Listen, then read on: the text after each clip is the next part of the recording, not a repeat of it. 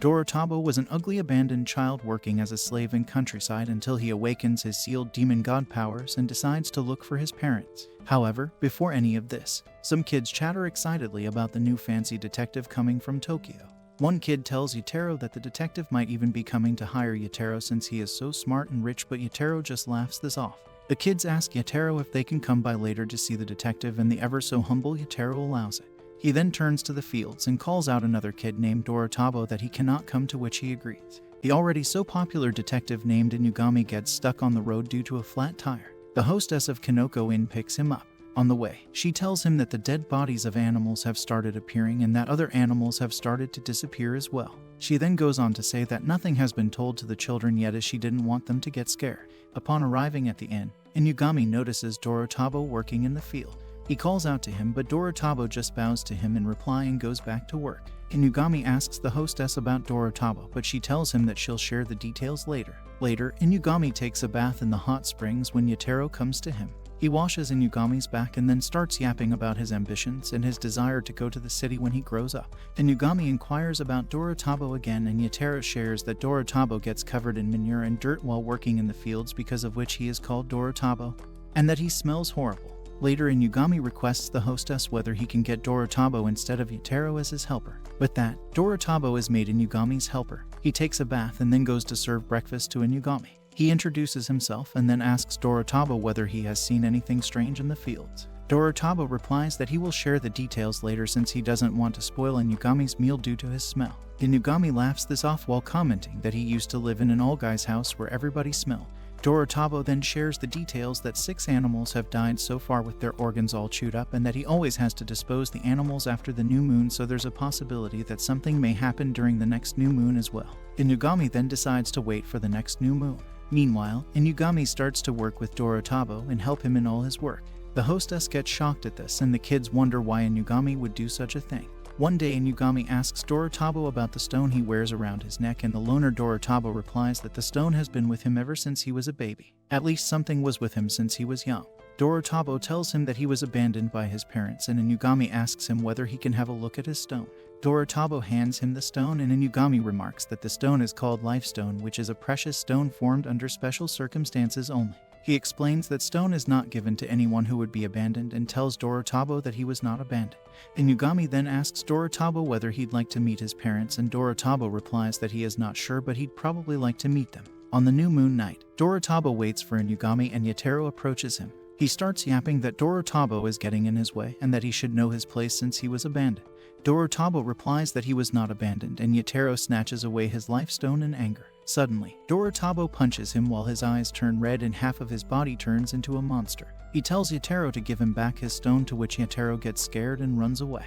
Dorotabo finds his stone lying on the ground and suddenly becomes normal once again. Inugami finds Dorotabo, and he confesses that he is the culprit all along. Inugami, being the world's most unpredictable man, turns around and pulls down his pants. He shows Dorotabo his tail and then pulls his pants up. He explains that there are beings called Kemono who lurk in the shadows but interact normally with human beings, and that Dorotabo is a child of a human and a bloodless demon called Cooler. He reveals himself as Baked Daniki, and that Dorotabo's stone restrains his thirst and stops him from attacking people. He then tells Dorotabo that the animals were attacked by another monster. Dorotabo tells Inugami that Yutaro is also outside in the fields. Meanwhile, Yutaro runs away with the speed of light. He recalls that when he was a kid, he had killed Dorotabo once by pushing him into a canal, but rather than blood some white liquid had poured out, and that Dorotabo come back home for lunch. Suddenly 2 dogs-like monsters attack Yutaro.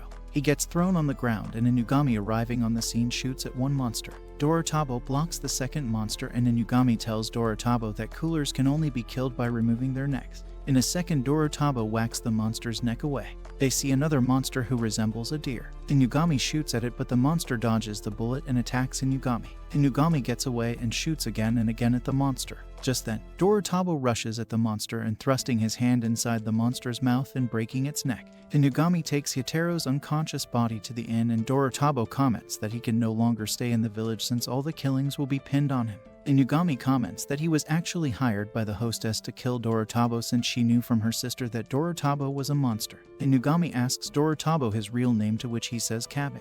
Inugami asks him once again whether he would like to meet his parents. Kabane just smiles and asks Inugami to kill him. With that, Inugami shoots at him. Inugami then delivers Yatero to the hostess and informs her that Kabane has been killed as per her request. Kabane wakes up in the back seat of Inugami's car and Inugami tells him that Kemono cannot be killed by getting shot. He dramatically comments that Dorotabo has died but not Kabane. He then takes Kabane to a bar in Tokyo and shows him his office. He gives Kabane some clothes to wear and gives him a perfume to cover his kimono musk. Inugami then heads out and Kabane changes into his new clothes. Just then, two kids barge in the office and ask Kabane who he is. Inugami introduces Kabane to the lavender-looking kid called Shiki and to the bright blue head named Akira. He tells him that they are kimonoists, and that their job is to take on cases related to other kimonos who may have gone rogue or to perform mortuary services. He then asks Kabane whether he'd like to join him. When he tells the kids that Kabane is a ghoul, Akira exclaims that Kabane is just like Shiki, who is also a hanyo. Shiki gets frustrated at this and asks Kabane to give back his clothes. He then barges off to his room and announces that Kabane can sleep on the sofa. Akira apologizes for Shiki's behavior, and the loner Kabane comments that Akira is a really pretty girl. Akira starts to cry that he is not a girl but rather a boy and barges off to his room as well. Later, Shiki eats a pizza and tells Kabane that he doesn't like him much, as if it wasn't obvious already. Shiki asks him to eat the pizza and Kabane shares that he's never had pizza. Shiki gets shocked to hear this, so he insists Kabane to eat the pizza. Later, Akira tells Shiki that either Kabane must be really strong or he must have nowhere to go just like themselves. Shiki decides to investigate this enigma. He puts a string in the hallway and Kabane gets caught in the string. He then asks Kabane what brought him here. Kabane answers that he couldn't live in his house any longer, to which Shiki pathetically starts to yap that his parents must have abandoned him. Kabane tears himself away from Shiki's string, injuring himself in the process while telling Shiki that he was not abandoned, which seems to be Kabane's anthem at this point. Kabane's injury heals instantly and he heads away. The next day, Inugami rushes off to a job and takes all the kids with him. They reach the crime scene and the police let all of them in as specialists. The crime scene room is sealed and Inugami notices that two kids sit in the corner looking scared. He peels back the tape to look at the crime scene and asks the children to do the same. They notice 3 bodies lying inside the room covered in bugs. Inugami explains that the bugs are called senshitsu bugs, who have a favorite dish that they like to feed on, and that the dish must be inside the room. He remarks that if he takes out the dish, the bugs will leave, but the chances of saving the people are 50-50. The police explain that one of their members went in to rescue the mother and the child, but the bugs attacked him too. The policeman suggests burning the bodies to stop the bugs from spreading. One of the kids yells that the bodies are still alive and that his mom wouldn't die like this. Shiki suggests being the hero and taking on the bugs. He releases silk from his hand to make a web inside the room. The annoying bugs start to feed on his silk and Inugami shuts the door immediately to stop the bugs from coming out. Kabane then suggests being the hero and going in. Inugami allows him and even advises him to remove the item at the center of the swarm. Kabane heads in and instantly the bugs march at him, covering him from head to toe. Inugami explains that the paralytic injected by the bugs cannot work on coolers like Kabane since he doesn't have any blood, and that coolers also don't feel any pain. Kabane picks up the item in the center and raises it. All the bugs scatter immediately and Kabane notices a child lying in the arms of his mother. The police is called inside and the other 2 kids rush at their mother. Kabane sees the family and wonders about his own parents. Later, Akira comments that the bugs were feasting on some shoes and Inugami replies that the bugs like to feast on guilt, hence the shoes must be stolen. Just then, the older kid runs up to them and thanks them. Inugami hands him back the shoes and tells him to tell his brother not to shoplift. The older brother starts his sob story that his brother shoplifted the shoes for their mother, who used to wear worn-out shoes with holes in them. He explains that he yelled at his brother about the shoes, causing his brother to become really guilty, and the bugs attacked his brother then. He goes on to say that his mother then jumped on his brother to save him, even though she hated bugs too. Later, Kabane asks Inugami whether he can meet his parents if he works for him. Inugami tells him he can and teases him that he will deduct his fees from his pay. Shiki also explains to Kabane about his powers. He explains that his mother was a spider kimono, and that's why his sweat and saliva generate spider silk. Kabane tells Shiki that their parents might be alive, and Shiki gives him a reality check that their parents didn't want to be responsible for them. Kabane tells him that at least now he knows his parents didn't abandon him and that he doesn't want to extinguish this new hope. Shiki, getting bored of all the sentiments, gets up to go to bed and asks Kabane to come with him so that he can show him his room. Later, Inugami calls a woman and tells her that he is taking in a hanyo who has a life stone with him. She asks him whether he is a threat and Inugami replies that he may be their star of hope instead. Inugami asks Shiki to take Kabane to meet Inari, and as always Shiki whines about this. Inugami explains that Inari is a fox kimono who has power within the police. Before leaving, Inugami also gives Kabane a good luck charm. Meanwhile, Inari arrives at the police station and the whole police force lines up to receive her. The chief thanks her for all her help, and as a reward Inari tells them that they can sniff her aroma. Shiki, the gang's big brother, takes Kabe and Akira to the Shinjuku police station where the policeman tells him to go away. Just then, another girl called Kan arrives and asks Kabe only to come with her. Kan takes Kabe to meet Inari. When they reach the meeting room, Kan kicks Kabe inside the room and then shuts the door. Kabe takes a seat and Inari introduces herself. She then starts to rant about Kabe's past and then comments that she'd like to see his life stone. Kabe hands the stone over to her and Inari asks him whether he knows what the stone does. He replies that the stone prevents his thirst. Inari explains that kimonos live off of the energies produced by humans and that with a life stone, kimonos won't need humans anymore. Kan attacks Kabe from behind and slices his head off. She then calls 2 police officers inside to deal with Kabe.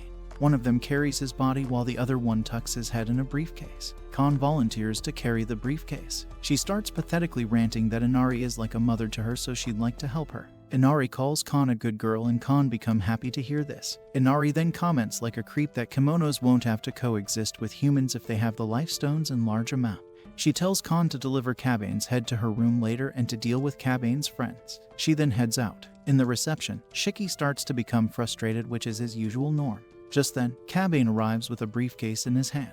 He tells them that he has to deliver the briefcase to Inari's room later. Shiki teases him by asking whether Inari, the old woman, has baited him with something. Kabe becomes furious to hear this and his face suddenly changes into a fox. Shiki and Akira freak out at this and Kabe realizes that he has accidentally turned into a fox. The fox face disappears and Kan appears instead. She comments that she'll have to kill them both now. Kan jumps back to the railing more like a monkey than a fox and throws a fireball at Shiki and Akira with her tail. She keeps throwing fireballs at them and they run away to dodge them. Kan tells them that everyone who steps inside the building are enthralled by Inari, because of which they won't notice any fire. Shiki, never the one to back down, comments that he really hates the old lady cause of all such illusions. Kan gets triggered again and throws fireballs at them with her tail. Shiki and Akira run away to dodge the balls once again. Shiki uses his silk to pull the sofa and other furniture towards him to build a fort. He then uses his silk to pull Kan's briefcase towards him. He opens the case to see Kabe's face casually lying there. Akira faints on seeing this while Shiki gets shocked. Kan, with her mommy issues, gets triggered once again, thinking that Inari won't call her a good girl anymore since she has lost the briefcase. Her face turns into a fox and she lunges at the place where Shiki and Akira are hiding. When she doesn't find them, she starts to go berserk. Shiki takes Akira and Kabe to the upper floor. Kabe creepily asks Shiki to throw his head at Kan and that he will deal with her. 2 days in Tokyo and boy already has the riz. Shiki isn't convinced but then reminds himself that maybe Kabe can do it after all. He approaches Kan with Kabe in his hand. Kan screams at him to give Kabe back to her and he throws Kabe like a football at her. Kabe bites her shoulder and Kan falls to the floor like a drama queen. Shiki picks up Kabe and notices that the fire around them has disappeared. He realizes that the fire may have been an illusion, but then he notices a burn on his hand. Kabe then resurrects himself back. Shiki hands his coat to Kabe and they bump their fists to celebrate their victory. The 3 of them head out where they meet Inugami, who tells them that he expected something similar to happen. He then asks Kabe what happened to the charm he had earlier given to him and Kabe replies that Inari took it with her. Meanwhile, Inari creepily coddles the life stone and rants that she will make a whole family out of the stone. Suddenly the stone turns into an accessory. Just then, Inari gets a call from Inugami, who teases her that she couldn't even figure out his little shape-shifting trick. He then tells her she owes him one since she has betrayed him.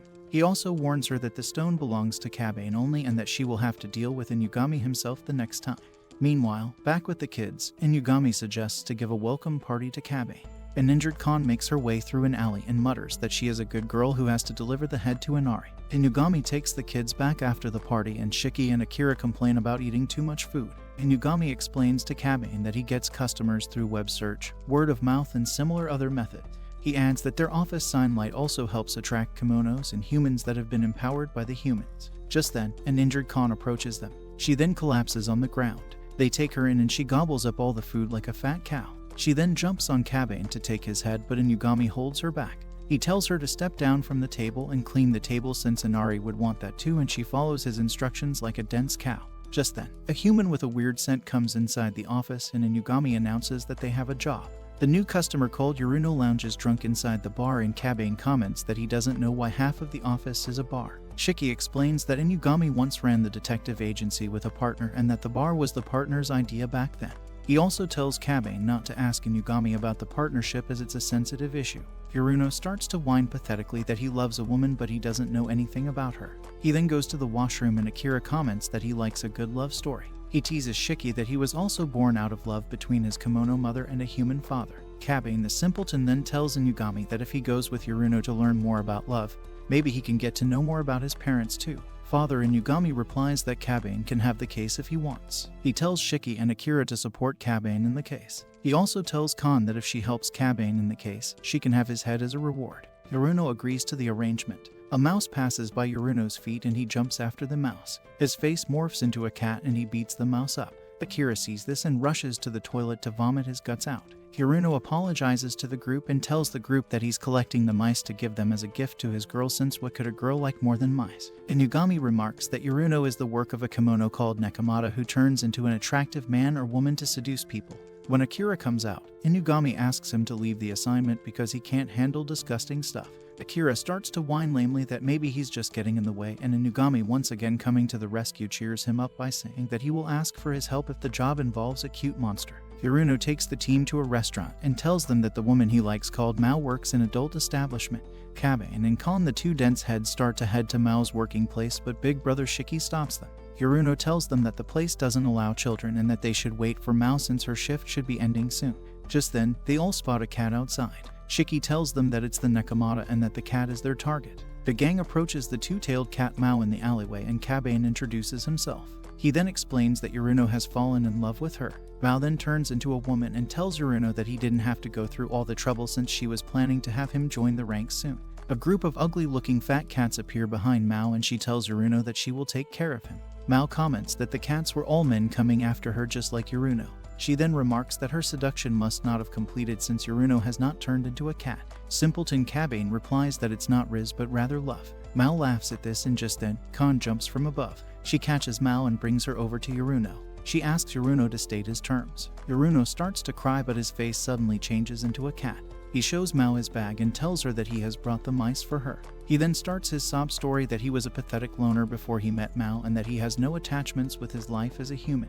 He goes on that Mao is a ray of light for him and that he has no problem if he turns into a cat in order to live with Mao. Mao and Kabane both get surprised to hear this. They leave the lovebirds and return to their office. Inugami asks Kon to close her eyes. He then shapeshifts an orange to make it look like Kabane's head and gives it to her. She then goes away with Kabane's head. Inugami asks Kabane what he learned about love and Kabane in return gives him pocket tissues. He tells Inugami that love is like light and that Inugami has taught him that life can have meaning too, which is like light to him. He then remarks that people give others beneficial things and he gave tissues to Inugami so that it might benefit him. Later, Inugami informs the kids that Hiruno has gotten together with Mao officially and they have started living together. He tells them that other cats will return back to human in a week too. Akira informs Inugami later that he has become Kabane's apprentice. Shiki tells Inugami that Sensei Kabane threw out a cockroach for Akira, which inspired Akira. Inugami says that he has a job which involves investigating unnatural deaths of construction workers working in Shibuya River. Akira starts to chicken out, but when Kabane says he will go, Akira declares that he will go too.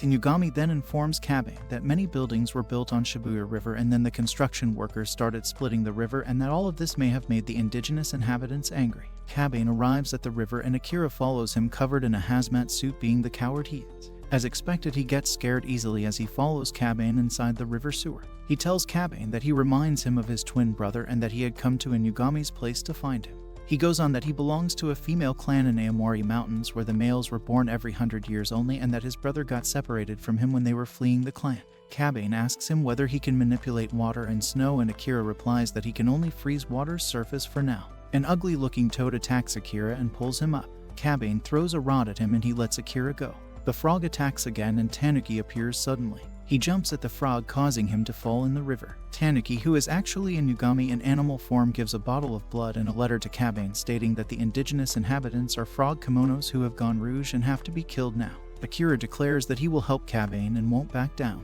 He pours the blood into the river stream and a group of frogs jump out to attack them. Kabane and Tanuki fight them while the wimp Akira just gets scared. He recalls that his brother had told him he was weak while he himself was strong and to let the strong protect the weak. Akira then yells that he wants to help Kabane and he releases his powers. Everything around him gets frozen, including the water and the frogs, to which Kabane compliments him. Meanwhile, an old frog kimono thanks Tanuki for getting rid of the rogue kimonos and tells him that their souls can rest in peace now. Kabane mops the hallway when he recalls that Inugami had told him never to open the door at the end of hallway.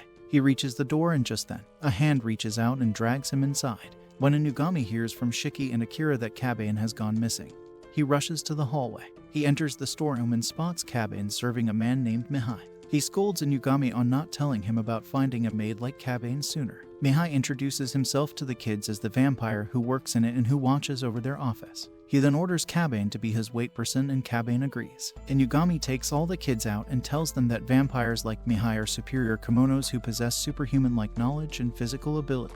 He tells them that he had invited Mihai to his office after he had gotten bored from learning about everything, and that Mihai takes care of the office website and also protects their phone data from getting hacked by Inari the Creep. Shiki gets mad at Mihai for treating Kabane like a slave and eats his ear off by making complaints, which is his usual norm. Mihai tells Shiki that if he can win against him in arm wrestling, he will let Kabane go. Mihai beats Shiki instantly and Kabane asks him to wrestle him. He beats Kabane too, and Inugami tells them that Mihai is just toying with them since he has brute strength. Kabane wonders how he can become strong just like Mihai and how he can protect his friends. Just then, Khan falls from the tree. She starts to uselessly rant about her mommy issues and tells Kabane that when she had taken Kabane's head to Inari, there was already another kitsune kimono there. On Kabane's suggestion, they both fight each other and Kabane punches her face at the end. Khan starts to whine for the 100th time that she is weak and that no wonder Inari hates her. She then begins to cry loudly and simpleton Kabane holds her hand. Mihai comes to Inugami and tells him that he cannot play his game since Kabane broke his wrist, which will take a week to heal. He goes to Inugami's laptop and accepts a job on his behalf to trouble the kids. He then asks Inugami to come to his room so that he can explain his plan.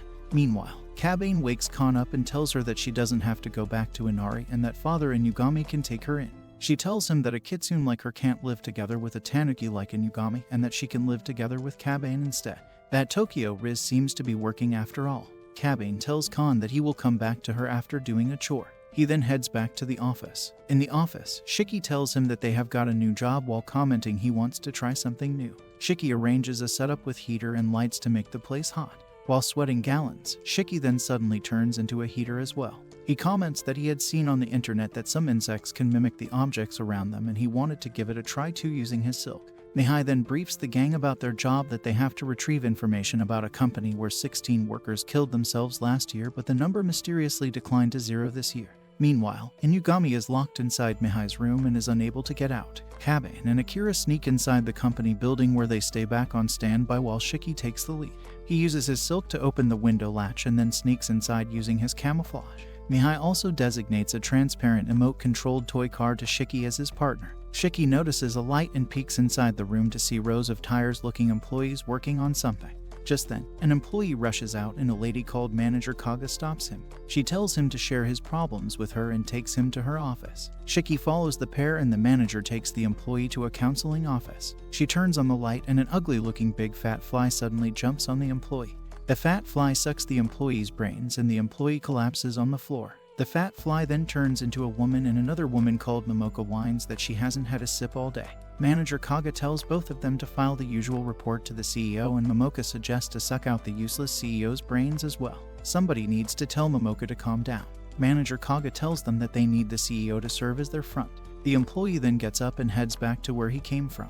Mihai goes to the storeroom where Inugami is locked and asks Inugami whether he knows about any blood-sucking mosquito kimonos. Inugami tells him that kananba are mosquito kimonos who feed on blood, brain, and other organs. Mihai leaves Inugami and then lies to the kids that kananba kimonos don't feed on any blood or organs, so the kids should let them lie. He comments that the reason why the workers' suicides decreased was because their brains got sucked out so they couldn't think anymore. Kabane suggests to take out all 3 mosquitoes while Shiki argues that they should fall back for now and come back after forming a plan with Inugami. Kabane agrees and Shiki starts to head back. Mihai gets pissed at Shiki's cautious behavior and decides to meddle uselessly. He uses his remote-controlled car to make noise, and the kanambas come outside on hearing the noise. The fat mosquito lady spots the car first and hides it from the others. The kanambas decide to scout the building to find anything suspicious, and they head in different directions. Shiki starts to panic, and just then, the fat mosquito lady spots him. She tells him that she doesn't have any choice but to kill him. She attacks him, but Mihai's car speeds at her and electrocutes her. She falls down and Mihai notices that Shiki is still panicking and not moving from his place. He realizes that Shiki must have some kind of past trauma. Shiki remembers walking with his mother when he was a kid, but he doesn't remember how they got separated. He thinks to himself that something terrifying must have happened if he can't remember, and that deep down he is afraid of scary things. Mihai tells Kabane and Akira that Shiki is in danger. They rush to find him and come across Momoka at the basement entrance. Meanwhile, Shiki is pathetically paralyzed with fear. Mihai tells him that mosquitoes have a paralytic in their saliva which numbs the person, and that a person can't feel anything even if his organ or blood is sucked out. The fat mosquito starts to get up, and once again Shiki tries to move himself, but he fails. Kabane drags Momoka by her hair like a true champ and calls Shiki. He asks Shiki whether he is okay and then comments that Shiki can easily beat the kimono since he beat one too.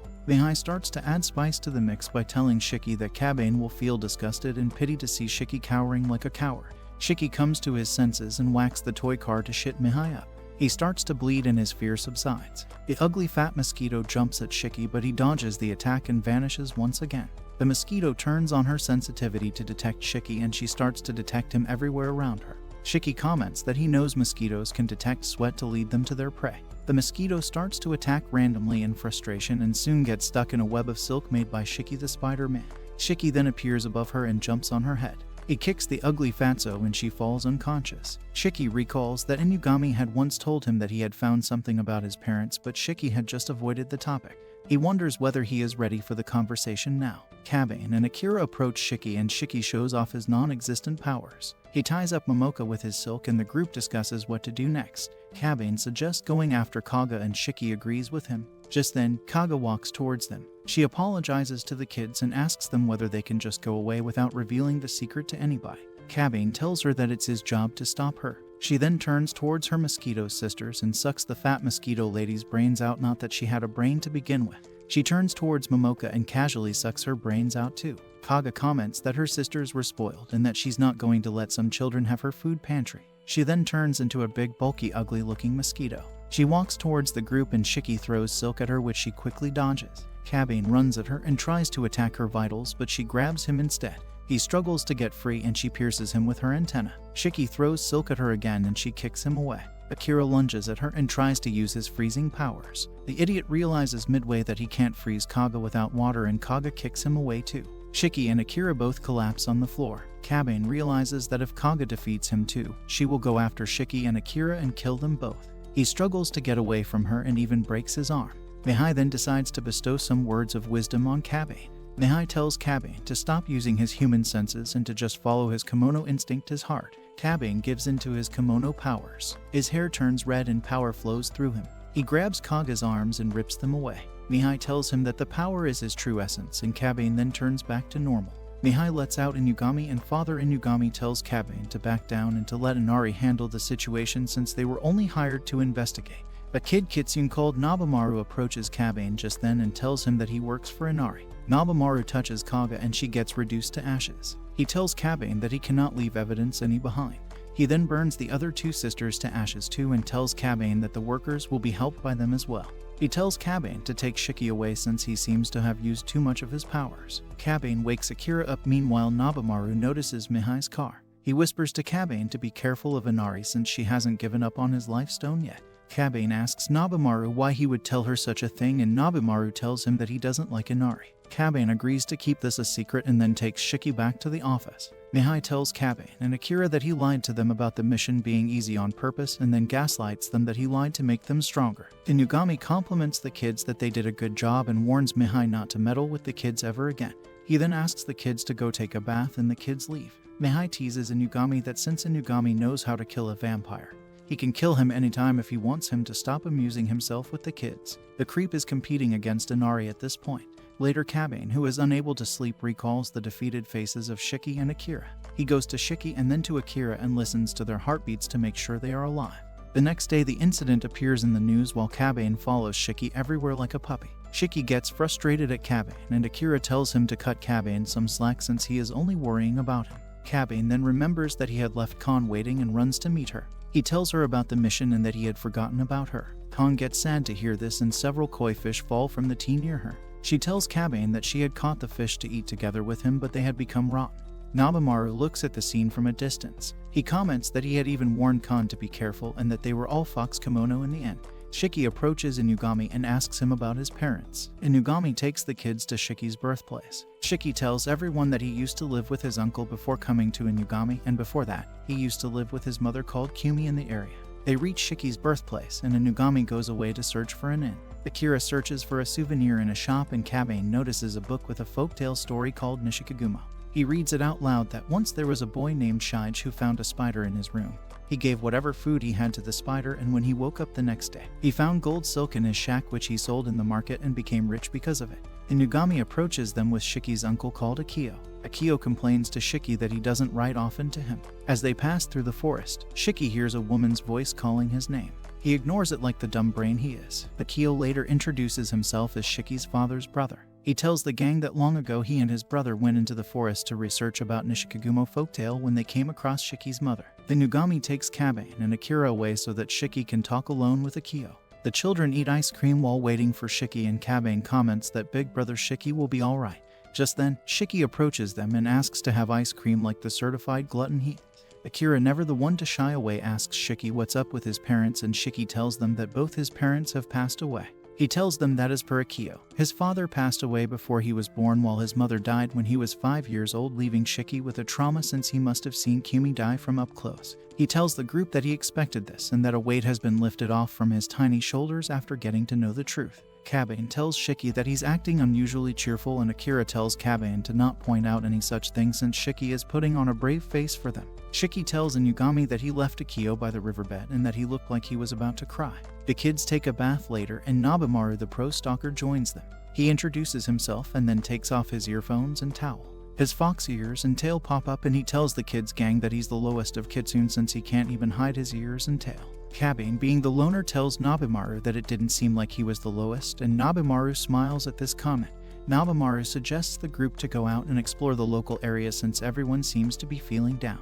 They go to see the fireflies afterwards, and Kabane thanks Nobumaru for the idea since he also didn't know how to cheer up the group. Shiki notices a haunted-looking tree and gets a flashback that he used to run by the tree when he was a kid. He recalls how he used to run through the forest to follow his mother secretly and wait for his mom to come back from Akio's place. He remembers the way and runs through the forest like a madman based on his memories. He then recalls that one time his mom got late, so he ran to her working place and found her tied up in an experiment with syringes and test tubes lying all around her. Shiki reaches the same working place and falls to his knees when he recalls all the horrible stuff he witnessed as a child. Nobumaru notices a syringe lying in the empty warehouse and comments that it may be linked with a kimono incident that happened in the past. Nobumaru then explains that long ago, a special kind of healing silk became popular in the human market which could be woven into the organs and even replace cells, and that Inari put a stop on it. He explains that the silk was created by a human by using a kimono's power, and since Inari didn't want the existence of kimono to be known by the public,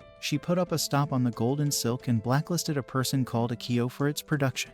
Meanwhile, Inugami visits Akio's house where he has a small girl called Aya living with him. Inugami asks Akio to step out to have an adult talk with him. Shiki recalls that he saw his mother in a lot of pain and that someone had then whacked his head, due to which he had become unconscious. He then recalls waking up in Akio's house and Akio telling him that Shiki's mother was sick but she couldn't be treated in a human hospital. He remembers Akio telling him that his mother will come back soon, and he recalls waiting every day for his mother to come back till he stopped asking Akio about her. Shiki then gets up and asks Nobumaru to share all his information with him. Shiki then decides that he will kill Akio, and little brother Kabane tells him that he will support him. Inugami tells Akio that he was the one who was preventing the marketing of his golden silk through Inari. Akio starts to pathetically whine that the golden silk has revolutionized medicine, and Inugami realizes that Akio doesn't feel any guilt for what he has done. He asks Akio how he came to develop the golden silk. Akio narrates his desperate loser tale that after meeting Kumi, he and his brother had come to discover that the Nishikagumo tale was a true reality.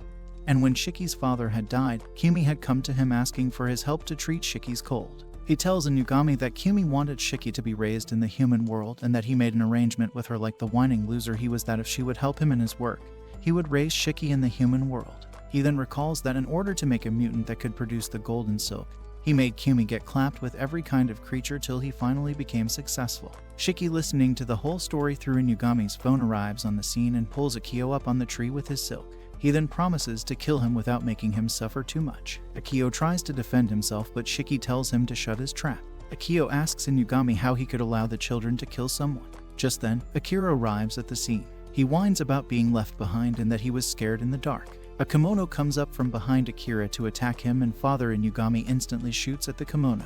The kimono doesn't back down and attacks again. Inugami blocks him and the kimono bites his arm, in the process infecting him with venom. Another kimono attacks Inugami and his gun disappears as the venom starts to spread. A kimono rushes at him and pulls him and Akira away. Many other kimonos start to appear around them, and Kabane wonders whether they are the forest kimonos. Akio, the desperate creep, tells them that the kimonos are Shiki's siblings who were born during the experimentation with his mom. A kimono cuts off Ayaki's silk, and Akio tells the group that the kimonos possess intelligence and can even speak some words which they learnt from Kumi. The kimonos start to utter words one by one that they love Shiki and they tell him to live longer. Shiki recalls how he used to take baths with his mom, sleep with her, and how she used to tell him that she loves him. The kimonos creepily keep chanting that they love him, and Shiki snaps. He falls down to his knees and starts crying like a wuss. Nobamaru notices that Shiki has lost the will to kill Akio, and he suggests Kabane to take over the matter instead. Kabane tells him to shut it. His hair turns red and he asks Big Brother Shiki whether he can do anything for him. Shiki asks him to help him and Kabane jumps to action. A kimono jumps at them and Kabane knocks it out to oblivion. Meanwhile, a group of kimonos surround Inugami and Akira. Akira freezes Inugami's arm on his request, and just then, Aya approaches the kimonos. She tells the kimonos to stop their attack and they back down. Inugami asks her who she is and she tells him to follow her. Two kimonos attack Kabane, and Kabane, being the pro killer that he is, butchers them instantly. He tells Akio that he only wants to kill him. A gigantic kimono comes at Kabane, but he tricks the kimono's arm and stabs its eye. The kimono falls down and Nobumaru asks Kabane to help him too. Kabane tells him to handle it himself, and Nobumaru sets the kimonos around him on fire. Kabane then throws his shirt at Shiki and asks him to hold on to it. Shiki whines for the 100th time and tells Kabane to destroy everything that Akio has built. Kabane then rushes at all the kimonos to attack them. Meanwhile, Aya takes Inugami and Akira to a spring and asks Inugami to dip his hand in the water. Inugami dips his hand in the water and his venom disappears. Aya tells Inugami that the spring has detoxifying effects and that kimonos often come here to heal their wounds. She then tells them that she needs their help and then asks them not to kill Akio. She tells Inugami that she has to ask Akio something. Kabane finishes off all the kimonos and throws Akio at Shiki's feet like a badass gangster. He tells Shiki that if he can't kill him, then he'll do it himself. Shiki tells him that he has realized that killing Akio won't bring his family back and that he only wants to meet his dead mother. Aya approaches them and Akio starts to get frantic on seeing her. She tells Akio that he is a disgrace and asks him where he has hidden her cocoon. Akio instead tells her to persuade the others not to kill him or else he won't reveal where the cocoon is. Nobumaru suggests that maybe Aya is Ayaki's daughter, and Shiki doesn't believe this. He recalls that Ayaki's life accomplishments were always his research findings and that he only wanted to leave research behind. Shiki realizes he may know who Aya is, and Aya tells them that she cannot reveal her identity till she has found her cocoon. Inugami suggests finding the cocoon for her. He calls Mihai and asks him about the places Akio frequently used to visit as per his data. Mihai tells them that Akio frequently used to visit 4 places only, including his house, the credit union, his brother's house, and a hot spring where there's skunk cabbage as well. Shiki, who seems to magically remember everything now, recalls that the cabbage were his mom's favorite flowers. Aya runs off towards the mountain on hearing this, and Shiki runs after her. Akio pathetically yells at Aya not to go. Aya reaches the spring and Shiki, coming behind her, tells her not to jump or else she'll drown. Big brother Shiki jumps in the spring. He dives deep in the water and swims to the end where he finds his mother wrapped up in a cocoon. A kimono approaches him in the water. He defeats the kimono and then swims upwards. He asks Aya whether his mom is alive and Aya confirms that she is. Aya then introduces herself as the Golden Webbing. They both take their mom out just as Inugami and the others approach them. Akio starts to rant that he has kept Kumi alive as insurance for Aya and that due to Aya's golden silk, Kumi hasn't even aged. Akio begins to pathetically whine about the golden silk again and Shiki punches him. Shiki then asks Inugami to take his mother to a safe place. Kabane asks Shiki whether he is sure about leaving Akio alone, and Shiki replies that he knows Akio wouldn't be able to leave peacefully without his research or any accomplishment. Shiki drags Aya with him and they put their mother into Inugami's car. Kabane notices that Nobumaru is gone and Inugami announces that they are now going to head to Tokyo. The desperate Akio whines that he can start fresh with a new kimono. Nobumaru approaches him and tells him that he had only let him go previously due to goodwill. He shows his true kimono fox face and attacks Akio. Meanwhile, Inugami takes everyone to a clinic and tells the receptionist that he has a special urgent kimono case. An old lady called Granny Ohana opens the gate and welcomes Inugami. Granny tells them that Kumi has a psychological reason due to which she is not waking up and that she will make her something to treat her. She then asks the others to sleep in the clinic due to the late night. The others sleep while big brother Shiki stays behind with his mother. Aya also comes to visit her mom but decides that she has got no right to enter the room. Aya recalls that she could control how to use her silk when she was 3 years old and that her first job was to heal her badly injured mother. She remembers that Akio used to beat her up a lot, but since he couldn't afford to injure her much, he kept her in a basement and even gave her books and clothes. She remembers that she had her mother with her all the time who never woke up much, and that one day she found out she had a brother as well. She then recalls that she wished that her mother would wake up and her brother would come to rescue them so that they could all live together as a family. Shiki tells her to come in the room. In the victim case, Aya asks Shiki why he doesn't hate her since she is the cause of all their sufferings. Shiki tells her that it's because of her that their mom is alive, and that while she struggled to save their mom, he was enjoying his life in comfort. He then tells Aya to hold their mother's hand, and at this atrocity their mother opens her eyes. She greets Aya and Shiki, and Aya jumps on her in happiness. She tells them that they have both really grown. The others hear about the commotion and come to the room as well. A week later, Inugami tells Kabane and Akira that he has a job for them. Akira comments that it's very quiet without Shiki, and they recall that Shiki had decided to stay at the clinic with his mom till she got better. Big brother Shiki arrives at the office and tells them he's back. He tells the lonely Kabane that he is not leaving till Kabane's parents are found. Aya follows him inside, and Shiki tells them that he has to watch over Aya since their mom is out. Aya comments that the place reeks of boys, not that it could have reeked of girls at this point. Aya tells Inugami that she has decided to work with Granny in the clinic and to use her powers to heal people. Shiki protests about it since that's his only job, while Kabane thinks it's okay for her to work. Aya tells Kabane that she finds him cool and she asks him to go out with her. Lonely boy Kabane instantly agrees, and big brother Shiki faints at the spot. Kon arrives at the scene and asks Kabane to fight her. Inugami interrupts them and tells them about their next job. He informs them that lately in Harajuku Street, a lot of ladies are getting their faces peeled off in broad light, and that it's probably a kimono's doing. Akira faints on hearing this, while Aya asks Inugami whether he has contacted any of the victims. She tells Inugami to refer the victims to her clinic, and then tells Kabane that she will join him in his job since Shiki and Akira seem to be out cold. Kon gets jealous to see their non-existent bonding and tells them she will join them too. She tells Inugami that she will only observe and won't interfere in their work. The three of them arrive at Harajuku Street and the police let them in the crime scene. Kabane notices a place from where kimono scent is coming, and Kon rushes forward to deal with it. Kabane warns her that the kimono goes after females and that he should take the lead. Kon yells at him to not order her around, and he apologizes to her. Aya then leads Kabane away in another direction, leaving Kon the jealous maiden behind in frustration. Kon wonders why her heart is feeling so mushy. An invisible voice tells her that she understands how Kon is feeling and that she will deal with it. Meanwhile, something invisible pulls Aya in the air by her hair. Kabane, the hero in white armor, punches the attacker on instinct and it lets Aya go. Kabane catches Aya and Kon runs up to them. A black cloud with random facial parts appears. The black cloud Kemono tells the group that her name is Katanashi, and that she was attacking people to become a human. She explains that she liked a boy working in Harajuku Street, but the girls always surrounded him, so she decided to take away their faces to become pretty like them. Aya says that Katanashi must be in love, to which Kabane comments that from what he knows, love doesn't involve taking things away but rather giving things. Katanashi remarks that they wouldn't know how she felt and that surely Kon the jealous fox would know. Aya asks Kon what her problem is, and Kon's face turns into a fox. Using all of her non-existent brain, she attacks Aya in frustration. Kabane comes in between them and Kon ends up biting Kabane's hand.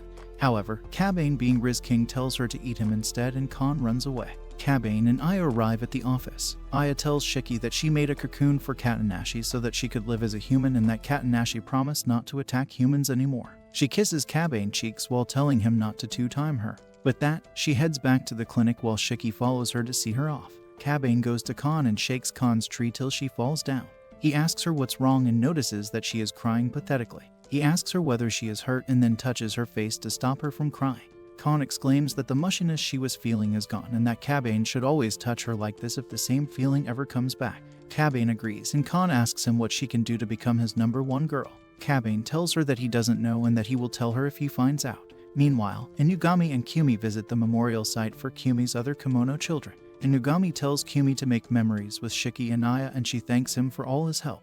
Later, Kon arrives at the office where she and Aya argue again. Akira asks Kabane who his #1 is, and Kabane the simpleton replies that he only loves Inugami. Akira's brother called Yui collides with a passerby on the street. The passerby's friends stop him and take him to an alley where they tell him to give them money for dry cleaning. Yui asks one guy whether he knows who Inugami is and even shows him a silly-looking drawing. When the guy replies that he doesn't know, Yui puts his hand on the guy's chest and freezes him. In Inugami's office, Akira's toy, which he named after his brothers, gets torn. Nihai fixes the toy for Akira and even installs an AI system in it to entertain him, which is probably the first good thing he's done so far. Yui recalls that Akira and he used to play in the snow in his village, and that Akira used to cry every time he got hurt while he never cried. He recalls that since they were the only two boys born after 100 years, the other women called Yuki-anas used to tend to their every need to keep an eye on them, and that their mother had passed away while their father was locked in a place and was never let out. Over the next few days, the expert Akira messes up all the jobs and all his daily tasks. Shiki yells at him and tells him not to do anything.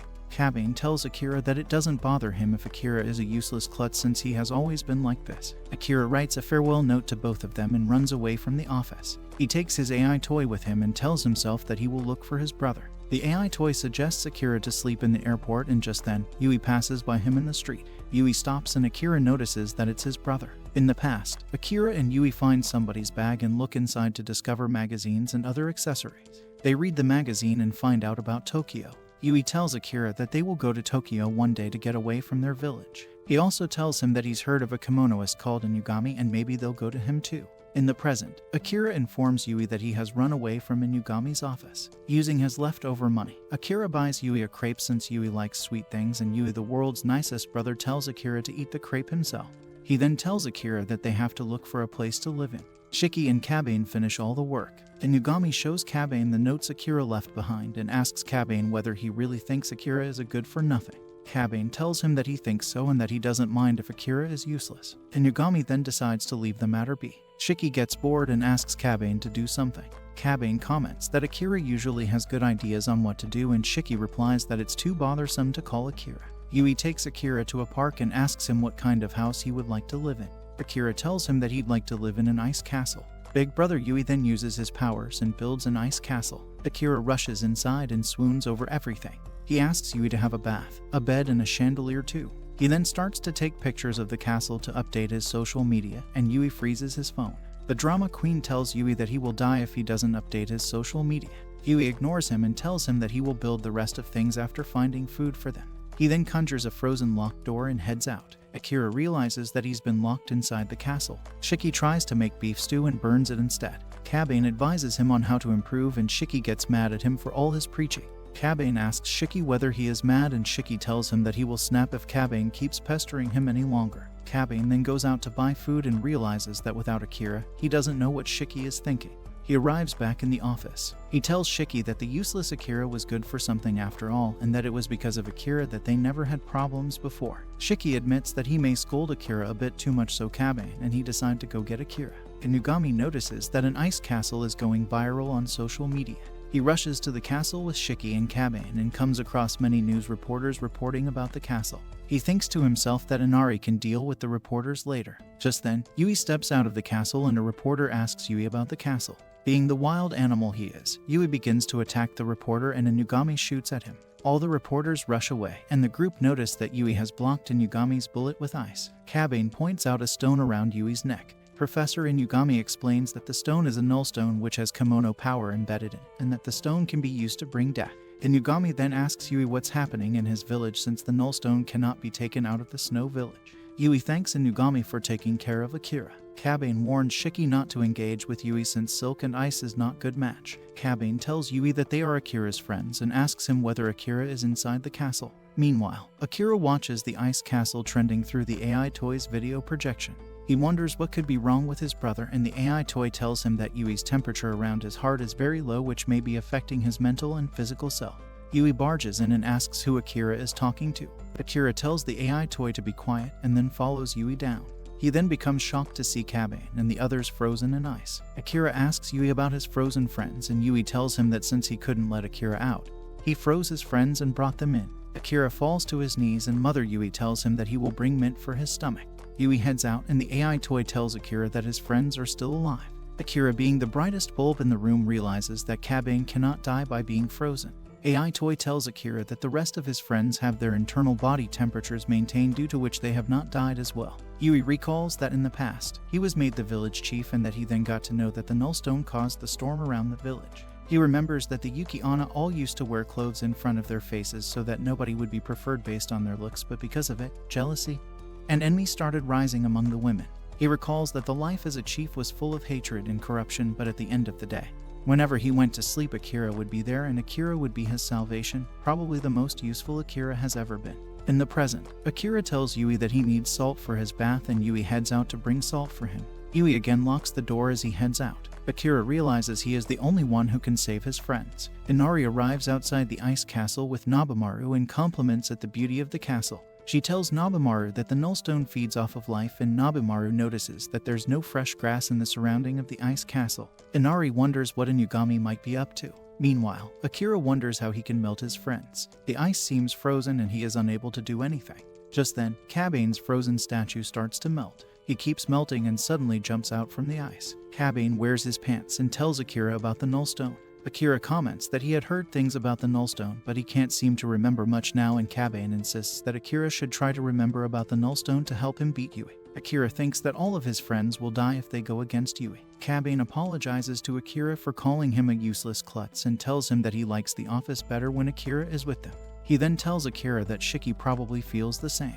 Akira's switch suddenly flips. He tells Kabane that he had asked Yui to freeze all of them because he wanted to live alone with Yui peacefully. He then throws the AI toy away. Kabane asks Akira why he is lying. Akira tells him that he has always felt this way and that he hates all of them. Yui returns with the salt and Akira gets in between him and Kabane. Akira tells Yui that he has grown tired of the ice castle and that he now wants a castle with a view of the ocean. Yui throws the salt down and he and Akira then head out. On the AI toy's instructions, Kabane pours salt over the frozen bodies of Inugami and Shiki. He then puts the toy in Inugami's arm so that the toy's heat can melt the frozen statues. Just then, Inari approaches Kabane. She tells him that she has not come for his lifestone and asks Kabane whether he will help her in retrieving the nullstone.